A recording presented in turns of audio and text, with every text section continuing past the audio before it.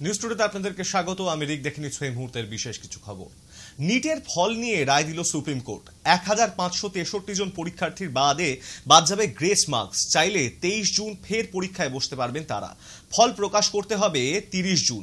এবং বৃহস্পতিবার এই খবর প্রকাশ্যে আসতেই দেশের নানা প্রান্তে শুরু হয়েছে রাজনৈতিক চাপানুতর। বছরের 4 জুন প্রকাশিত হয় নিট ইউজির ফল। তাতে দেখা যায় একযোগে 67 জন শীর্ষস্থানে রয়েছে।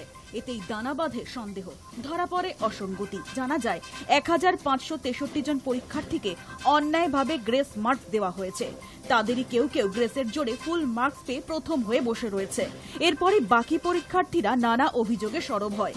অনৈতিক গ্রেস ছাড়াও কেউ অভিযোগ করে প্রশ্নপত্র ফাঁস হয়েছে, আবার কেউ তোপ দাগে ব্যাপক কারচুপি করে দেওয়া হয়েছে বেশি নম্বর। প্রতিবাদে সুপ্রিম কোর্টে দ্বারস্থ হয় পরীক্ষার্থীদের একাংশ। মামলাকারী পরীক্ষার্থীদের মূল দাবি কাউন্সেলিং স্থগিত রাখতে হবে। এই ঘটনায় প্রশ্নের মুখে পড়ে ন্যাশনাল টেস্টিং এজেন্সি। প্রাথমিকভাবে এনটিএ বেনিয়মের অভিযোগ অস্বীকার করে। পরে অবশ্য গ্রেসের বিষয়টি তারা কার্যত মেনে নেয়। বৃহস্পতিবারের শুনানিতে সবপক্ষে সওয়াল জবাব শুনে সুপ্রিম কোর্ট রায় দেয়, বাদ যাবে গ্রেস মার্কস। গ্রেস বাদে পরীক্ষার্থীদের প্রাপ্ত নম্বর জানাবে নিট। ফের পরীক্ষা দিতে পারবেন বিতর্কিত পরীক্ষার্থীরা। গ্রেস ছাড়াই চলবে কাউন্সেলিং। মামলার পরবর্তী শুনানির দিন 8ই জুলাই। ওই দিন অন্তিম রায় ঘোষণার সম্ভাবনা। এদিকে নিট সংক্রান্ত এই ডামাডোলকে ঘিরে উত্তপ্ত হয়ে উঠেছে জাতীয় স্তরের রাজনীতি। সাংবাদিক বৈঠক করে কেন্দ্রীয় সরকারকে এক হাত নিয়েছেন कांग्रेस नेता गौरव गगोई। अब तक एनटीए के द्वारा सिर्फ इस ग्रेस मार्क के विषय पर ही हमने निर्णय सुना, लेकिन जो एक बड़ा स्कैम हुआ है उस स्कैम के संदर्भ में आज सरकार से हमें कोई ठोस कदम नहीं सुनने को मिला है। पिछले ही दिन देश के विभिन्न कोने में एनएसवाई जो हमारा छात्र संगठन है विरोध जताया। चाहे राजस्थान हो, हिमाचल प्रदेश हो, दिल्ली हो, असम हो, पूरे देश भर में हमारा छात्र संगठन एनएसवाई ने विरोध जताया। और मकसद एक कि 24 लाख बच्चों ने जो नीट की जो परीक्षा दी है उनके भविष्य के साथ जो खिलवाड़ आज इस परीक्षा के द्वारा हुआ है उस पर एक जांच होनी चाहिए, सीबीआई की जांच होनी चाहिए। সর্বভারতীয় ডাক্তারি প্রবেশিকা পরীক্ষা নিটের ফল নিয়ে এমন পরিস্থিতি নিঃসন্দেহে অনভিপ্রেত। দুর্নীতির শিকড় কত গভীরে তা নিয়ে রীতিমতো দুশ্চিন্তায় দেশের শিক্ষাবিদরা। Bureau report, high news network. NEET দুর্নীতির বিরুদ্ধে বিক্ষোভে সামিল all India democratic student organisation. স্নাতকে ভর্তির নির্দেশিকা প্রকাশ্যে সরকারি টালবাহানার বিরুদ্ধেও সোচ্চার তারা। তাদের বিকাশ ভবন অভিযান ঘিরেই ধুন্ধুমার সল্টলেক করুণাময়ী চত্বর। করুণাময়ী মোড় থেকে মিছিল করে বিকাশ ভবনের দিকে যাওয়ার সময় এআইডিএসও কে আটকায় পুলিশ। মিছিল আটকাতেই শুরু হয় ধস্তাধস্তি। জোর করে তোলা হয় প্রিজন ভ্যানে। আন্দোলনকারীদের আটক করে নিয়ে যায় বিধাননগর পুলিশ। এই বিক্ষোভ অল ইন্ডিয়া ডিএসওর পক্ষ থেকে সারা দেশবাসী জানে নিট নিয়ে যে কেলেঙ্কারি হয়েছে। আমাদের দাবি পুনরায় পরীক্ষা নিতে হবে। ব্যাপক সংখ্যক ছাত্রছাত্রী যারা বঞ্চিত হয়েছে পুনরায় পরীক্ষা নেওয়ার ব্যবস্থায় সরকারকে করতে হবে এবং তার যে এজেন্সি আজকে এই বিরাট কেলেঙ্কারি সংগঠিত করেছে, আমরা এই দাবি এআইডিএসওর পক্ষ থেকে করছি। সেই দাবিতে আজকে বিক্ষোভ। আমরা দেখছেন কিভাবে পুলিশ আমাদের কর্মীদের অ্যারেস্ট করছে, মারধর করছে। আমরা ধিক্কার জানাচ্ছি পুলিশের, রাজ্য সরকারের যে পুলিশ তার এই যে বর্বরতা রাজ্য সরকারের পুলিশ করছে, এই বর্বরতাকে আমরা ধিক্কার জানাচ্ছি।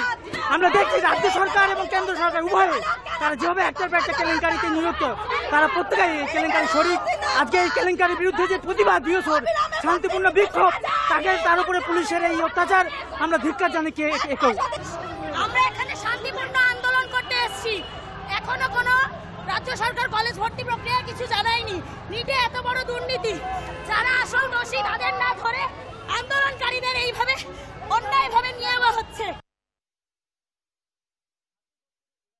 চিঠি রেশন দুর্নীতি কাণ্ডে তৃতীয়বারের জন্য চিঠি পাঠালো ইডি সূত্রে খবর 2018 সাল থেকে 2024 সাল পরের মধ্যে কত রেশন কার্ড বাতিল করা হয়েছে চিঠিতে সেই তথ্য জানাতে চাওয়া হয়েছে। প্রসঙ্গত এর আগে দুটি চিঠির উত্তর খাদ্য দপ্তর এখনো দেয়নি। ইডি আধিকারিকরা জানিয়েছে তৃতীয় চিঠির উত্তর না পেলে তারা আদালতের দ্বারস্থ হবেন। এখন প্রশ্ন হচ্ছে এবারও কি নীরব থাকবে খাদ্য দপ্তর?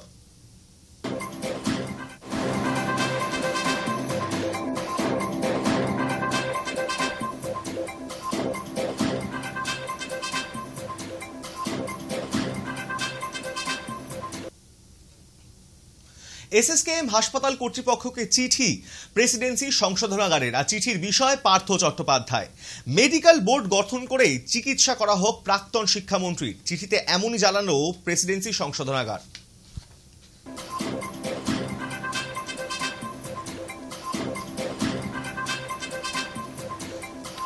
এসএসকেএম হাসপাতাল কর্তৃপক্ষকে চিঠি পাঠালো প্রেসিডেন্সি সংশোধনাগার। পার্থ চট্টোপাধ্যায়কে নিয়েই পাঠানো হলো চিঠি। মেডিকেল বোর্ড গঠন করে চিকিৎসা করা হোক প্রাক্তন শিক্ষামন্ত্রী। চিঠিতে এমনটাই জানালো প্রেসিডেন্সি সংশোধনাগার।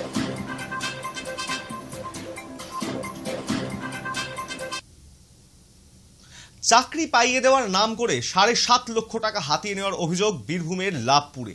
অভিযোগের তীর প্রাক্তন বিধায়ক মনিরুল ইসলাম ও তার শাগরেদ সুভাষ বন্দ্যোপাধ্যায়ের দিকে। লাভপুর থানার দুজনের বিরুদ্ধে অভিযোগ দায়ের করা হয়েছে। অভিযোগকারী সৌরদীপ সরকার লাভপুরের বাসিন্দা। তার অভিযোগ 2012 সালে প্রাথমিক শিক্ষক নিয়োগের পরীক্ষাকে ঘিরে চলে আর্থিক লেনদেন। চাকরির টোপ দিয়ে সৌরদীপের থেকে টাকা আত্মসাৎ করেন মনিরুল ইসলাম ও সুভাষ বন্দ্যোপাধ্যায়। স্থানীয় তৃণমূল নেতৃত্বের সাফাই বিষয়টি নিয়ে তদন্ত করছে পুলিশ।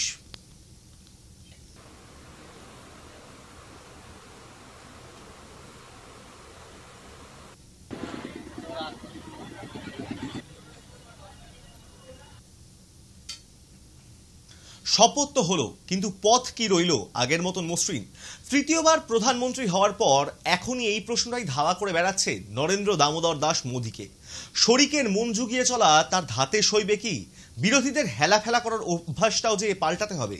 সঙ্গে সামলাতে হবে হিন্দুত্বের নিউক্লিয়াসে বিরাজমান সংঘ শক্তির চাপ। সে চাপ যে তাকেই সামলাতে হবে শপথ গ্রহণের পরদিনই তা পরিষ্কার করে দিয়েছেন সংঘ প্রধান।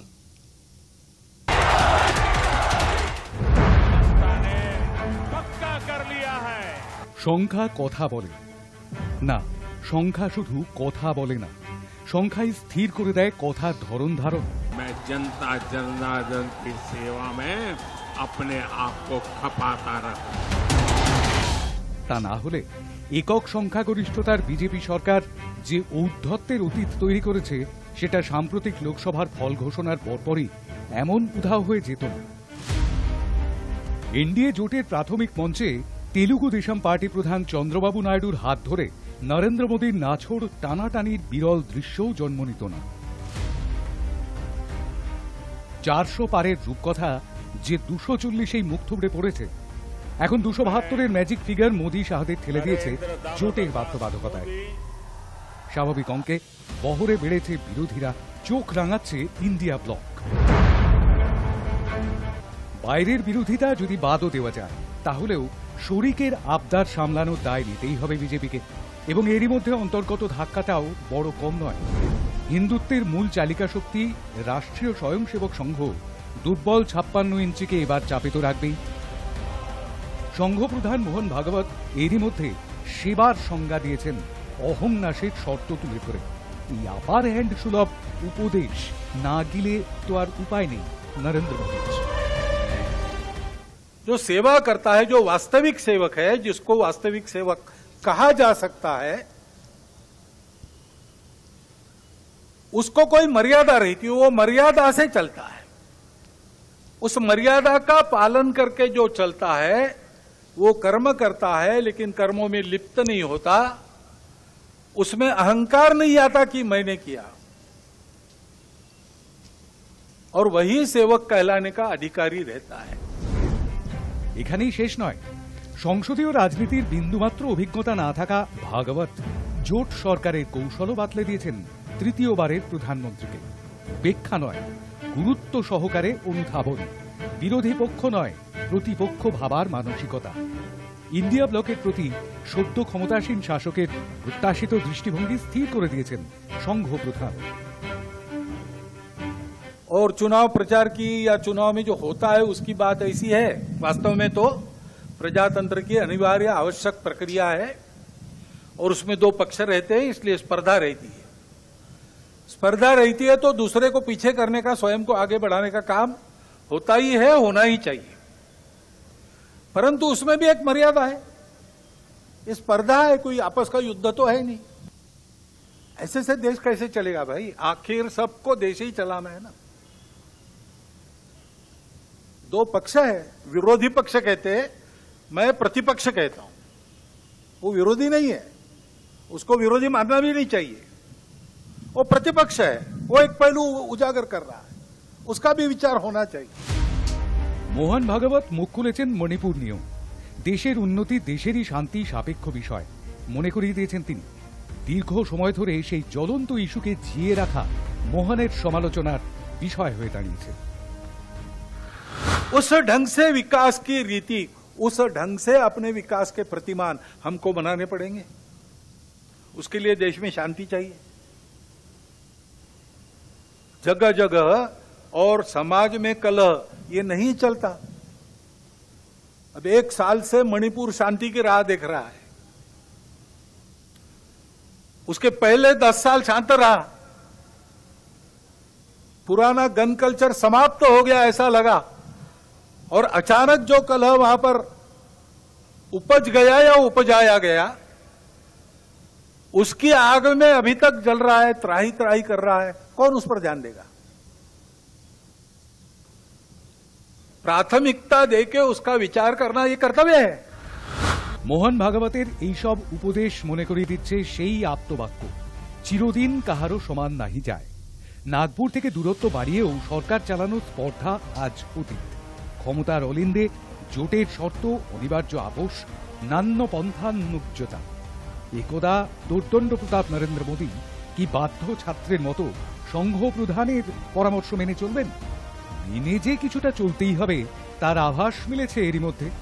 সময়ের সঙ্গে সঙ্গে আরো স্পষ্ট হবে ছবি, তবে মোহনীয় গাইডলাইন দিনকে দিন যে আরো লম্বা হবে তা নিয়ে অনিশ্চয়তার অবকাশ নেই। High news network.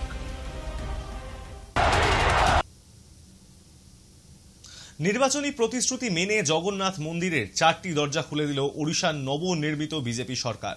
পাশাপাশি মুখ্যমন্ত্রী মোহন মাঝির সরকার পুরনো এই মন্দিরের রক্ষণাবেক্ষণ এবং উন্নয়নের জন্য 500 কোটি টাকা বিশেষ তহবিল তৈরি করার কথাও ঘোষণা করেছে। কোভিড আবহে ওড়িশার প্রাক্তন মুখ্যমন্ত্রী নবীন পট্টনায়কের নেতৃত্বাধীন বিজেডি সরকার মন্দিরের 4টি দরজা বন্ধ করার সিদ্ধান্ত নিয়েছিল। তীর্থযাত্রীদের কেবল একটি গেট দিয়েই প্রবেশের অনুমতি ছিল। এই নিয়ে সমস্যার মুখে পড়েছিলেন পুণ্যার্থীরা, কিন্তু ওড়িশার নবনির্মিত সরকার এবার মন্দিরের 4টি দ্বারই খুলে দিল। देखिए, काल कैबिनेट मीटिंग के प्रस्ताव में जैसे महाप्रभु जगन्नाथ की जो 4 द्वार है वो बंद था, इसलिए 4 द्वार को खोलने के लिए वो प्रस्ताव हमने रखे थे। प्रस्ताव भी पारित हुआ और प्रस्ताव के मुताबिक आज सुबह 6:30 बजे मंगल आरती जो शुरू होता है पूजा का, वो सब सारी मेरे साथ मेरे मंत्रिमंडल के सारी सदस्य, 2 उप मुख्यमंत्री, दोनों हम आते हुए उसको प्रशासन के सबका उपस्थिति में, श्रद्धालु की उपस्थिति में, हमारा विधायक लोग और हमारा पूरी का सांसद सबका उपस्थिति में वो 4 द्वार खोला गया और श्रद्धालु के लिए उत्सर्ग किया गया। শিয়ালদা স্টেশনে 1 থেকে 5 নম্বর প্ল্যাটফর্মে দ্বিতীয় ধাপের কাজ সম্পন্ন হওয়ার পর এবার তৃতীয় ধাপের কাজ প্রায় শেষের পথে। এই তৃতীয় ধাপের কাজ সম্পন্ন হলেই শিয়ালদার প্রত্যেকটি স্টেশনে 12টি কোচের ট্রেন চালানো সম্ভব হবে। কোন কাজগুলি তৃতীয় ধাপে করা হচ্ছে? শিয়ালদহ প্ল্যাটফর্ম নাম্বার 1, 2 এবং 3 এর সামনে একটি নতুন করে কনকোর্স এবং প্রবেশ প্রস্থান গেট স্থাপন করা হবে। স্টেশনের পরিসর বাড়াতে খাবারের স্টল এবং অফিসগুলি স্থানান্তর করা হবে।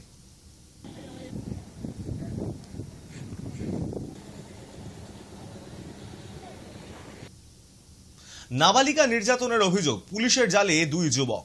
দক্ষিণ দিনাজপুরের ভারত বাংলাদেশ সীমান্তের হিলির ঘটনা। হিলি থানার পুলিশ অভিযুক্তদের গ্রেপ্তার করেছে, শুরু হয়েছে তদন্ত। বৃহস্পতিবার 2 অভিযুক্তকে জেলা আদালতে তোলা হয়। ঘটনার পর অসুস্থ নাবালিকাকে একটি নির্মীয়মান বাড়ির ভেতরে ফেলে রেখে যায় অভিযুক্তরা। উদ্ধারের পর ওই নাবালিকাকে তার পরিবারের কাছেই রাখা হয়েছে। হিলি থানায় একটা অভিযোগ হয়েছে, সেই অভিযোগের ভিত্তিতে একজন নাবালিকার এগেনস্টে সেক্সুয়াল অ্যাসল্টের কমপ্লেন, সেই কমপ্লেনের ভিত্তিতে আমরা মামলা রুজু করেছি নির্দিষ্ট ধারায় এবং তার তদন্ত শুরু হয়েছে। এখনো পর্যন্ত 2 জন এফআইআর নেমড অ্যাকিউজড, 2 জনই অ্যারেস্টেড হয়েছেন এবং তাদের কাছে আমরা কোর্টে প্রোডাকশন। পূর্ব মেদিনীপুরের কোলাঘাটে বাজি বিস্ফোরণের ঘটনায় বৃহস্পতিবার সকালে নমুনা সংগ্রহ করল ফরেনসিক দল। গত রবিবার রাত 10টা নাগাদ বিকট শব্দে কেঁপে ওঠে এলাকা। আতঙ্কে এলাকাবাসী ঘর ছেড়ে বেরিয়ে আসেন। কোলাঘাট থানার পুলিশ প্রধান অভিযুক্ত আনন্দ মাইতিকে গ্রেপ্তার করেছে। তবে ফরেনসিক পরীক্ষা না হওয়া পর্যন্ত বিস্ফোরণের কারণ জানা যাবে না বলে জানিয়েছে তদন্তকারী আধিকারিকেরা।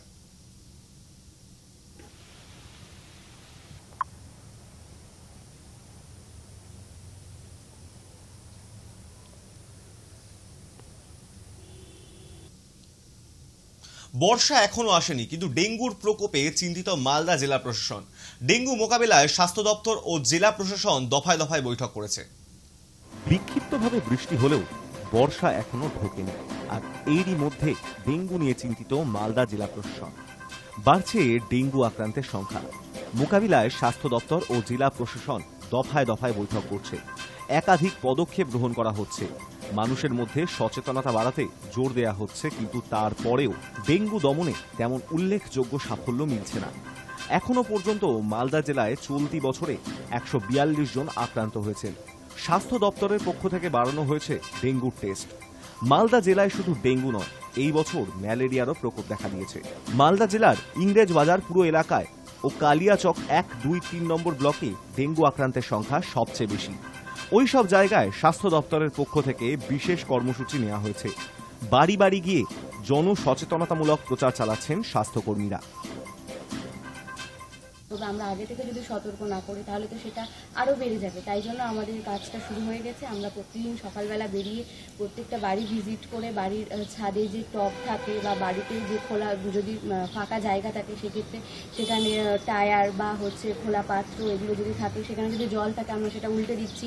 আর সেটা আমরা বাড়িতে বলে দিচ্ছি যে যেন সেটা না ফেলে, কারণ সেটাতে বৃষ্টি হলেই তো জল হবে বা কোনোভাবে জল পড়তেই পারে, সেক্ষেত্রে তো ডেঙ্গু মশা হবে আর তারপরে তো ডেঙ্গুটা বাড়বে।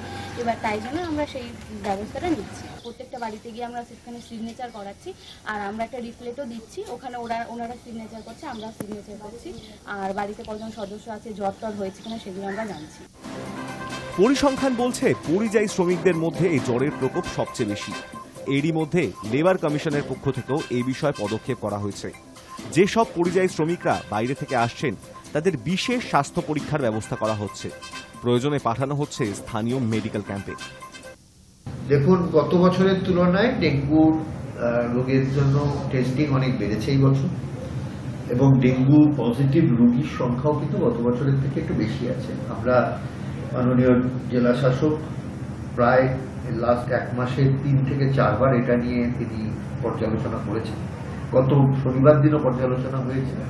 আমরা হিসেব করে দেখেছি ইংরেজবাজার ব্লক, কালিয়াচক 1, 2, 3 এই 4টে ব্লকেই মেন আমার ডেঙ্গুটা একটু বেশি আছে।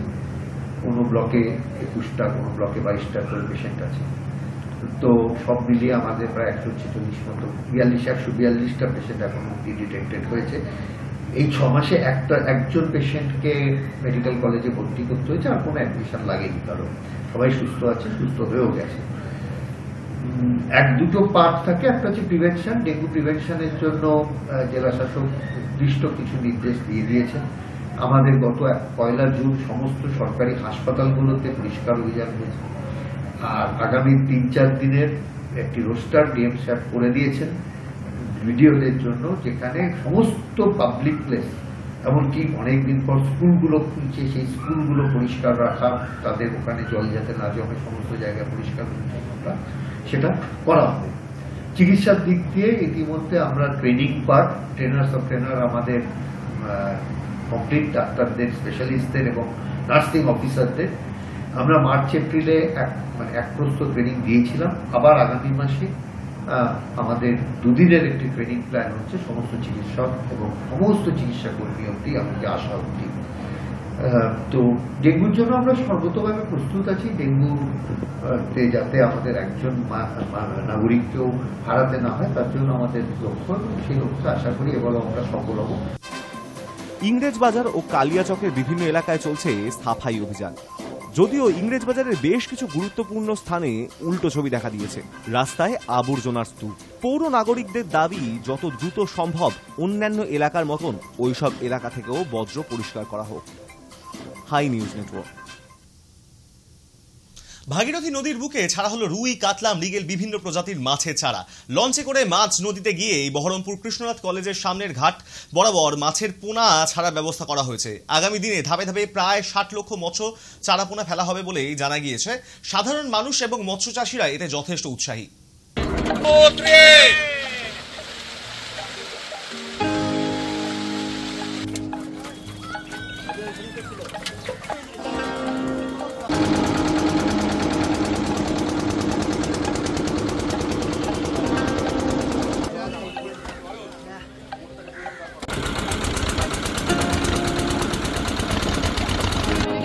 গঙ্গা বক্ষে এবার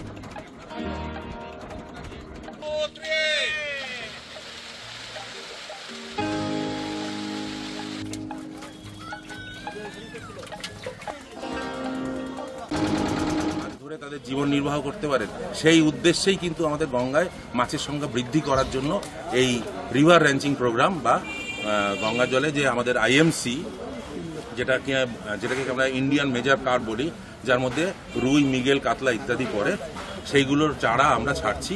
এবং এগুলো কিন্তু গঙ্গার জার্মপ্লাজম থেকেই তৈরি করা হয়েছে। আমাদের নিজস্ব পুকুরে গঙ্গা থেকে ব্রুডার ফিশ নিয়ে সেইখান থেকেই চারা তৈরি করা হয়। অনেকের মনে কনসেপ্ট থাকে যে আমরা এগুলো বাজার থেকে কিনে এনে গঙ্গায় ছেড়ে দিচ্ছি। এই ধারণা সম্পূর্ণ ভুল। আমাদের নিজেদের তত্ত্বাবধানে, আমাদের ডাইরেক্টরের তত্ত্বাবধানে, আমাদের যে সমস্ত সায়েন্টিস্টরা রয়েছেন এবং রিসার্চ কলিগসরা রয়েছেন তাদের প্রত্যেকের তত্ত্বাবধানে বলাগড়ে আমাদের নিজস্ব পুকুরে গঙ্গা থেকে ব্রুডার ফিশ তুলে এনে সেখান থেকে ব্রিডিং করিয়ে চারা তৈরি করা হয় এবং গঙ্গার মাছ যাতে गंगाয় ফিরে যেতে পারে সেই उद्देश्य ही रेंचिंग करा। नमस्कार, आज यहाँ पे कॉलेज घाट में रिवर रेंचिंग प्रोग्राम आयोजित किया गया है बहरामपुर के। ये प्रोग्राम नमामि गंगे के नेशनल रिवर रेंचिंग प्रोग्राम 2024 के तहत यहाँ पे आयोजित किया गया है। हमारा संस्थान central inland fisheries research institute Barrackpore में स्थित है, जिसके डायरेक्टर डॉक्टर बीके दास, जो इस नमामि गंगे प्रोजेक्ट के PI भी है, प्रोजेक्ट इन्वेस्टिगेटर है, तो उनके मार्गदर्शन में ये रिवर रेंचिंग प्रोग्राम यहाँ पे किया गया है।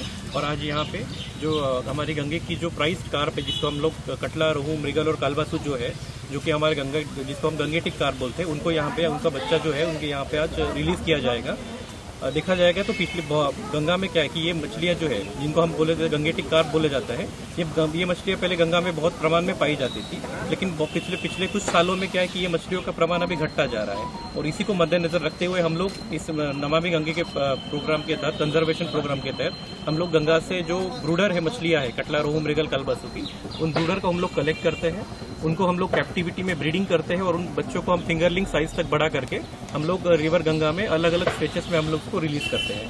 तो अभी तक हम लोगों ने 1,20,00,000 के ऊपर मछली हम लोग अभी तक हम लोग छोड़ी है, जिसमें अपर स्ट्रेच, मिडिल स्ट्रेच और लोअर स्ट्रेच सभी इंक्लूड है। मतलब एंटायर गंगा में हम लोग रिवर रेंचिंग कर रहे हैं। ये प्रोजेक्ट एक्चुअली पिछले 7 से 8 साल से ये प्रोजेक्ट कंटिन्यू चल रहा है और अभी भी ये प्रोजेक्ट अगले 3 साल के लिए है और उसके बाद भी ये जो हमारा रेंचिंग कार्यक्रम है ये निरंतर चलता रहेगा। নিউজ টুডে এখন এই পর্যন্তই। দেখতে থাকুন হাই নিউজ, নির্ভীক, নিরপেক্ষ।